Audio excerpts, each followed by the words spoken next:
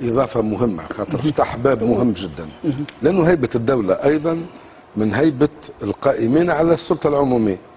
ولهنا بصدق سمعنا كلام مخطئ. مثلا أنا لا أجامل كما قلت لك نختلف اليوم وغدا وبالأمس. يعني مش معقول. نحب نسألك سي علي، تو أنت القائم على الملف الأمني، أنت المسؤول عليه في البلاد، ما هكا ولا؟ أنت سكت.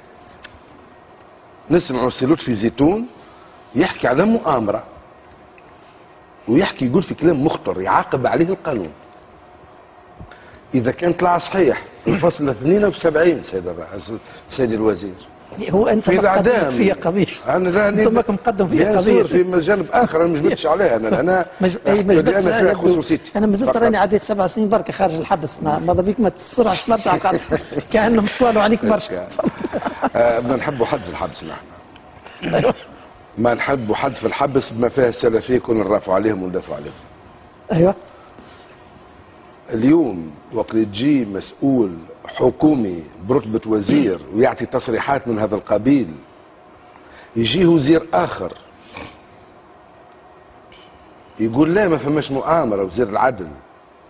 يجي مسؤول حزبي اخر في التحالف الحاكم يقول ما فماش. يجينا سي عبد الكريم الهاروني وزير نتاع النقل يقول نرى فما مؤامره وعندنا ما عرف شنو استخباراتيه، والمعني بالامر ساكت. يعني مخطر في وسط الحاله اكثر من هكا يا سيدي.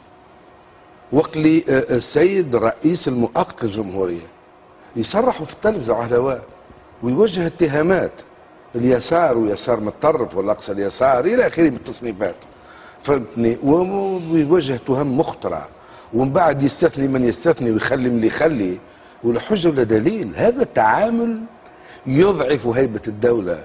هذا يخلي المساله تستهجن، على خاطر المساله ما هيش بالسهوله اللي تصوروها. راهي التصريحات هذه في اي دوله تحترم الحد الادنى يستقيلوا. الحد الادنى علاش؟ خليه يكمل فكره رجاء. علاش؟ على خاطر شنو في الاخر هيبه الدوله؟ في الاخر هيبه الدوله نوع من المصداقيه تتبنى. هيبه الدوله في ان نرتقي من مناضلين حزبيين مثلا الى رجال دوله مسؤولين. الفرق بين تصريحي الان وتصريحي وانا في مسؤوليه في الدوله حاجه تختلف. وقت اللي نسمعوا الكلام هذايا ويولي كلام الليل مدهون بالزبده يمشي على روحه ولا يساءل، هذايا في تقديري اعتداء على هيبه الدوله من طرف القائمين، من المفروض القائمين على امرها. لذلك هذا بعد المسؤول الرئيسي على اننا نبنيو هيبه الدوله والا لا بالمعنى الايجابي هما الناس اللي في الحكم قبل ما يكونوا المواطنين، خاصه ونحن في مسار ثوري، في مخاض، في تحول، في تغير، في تبدل.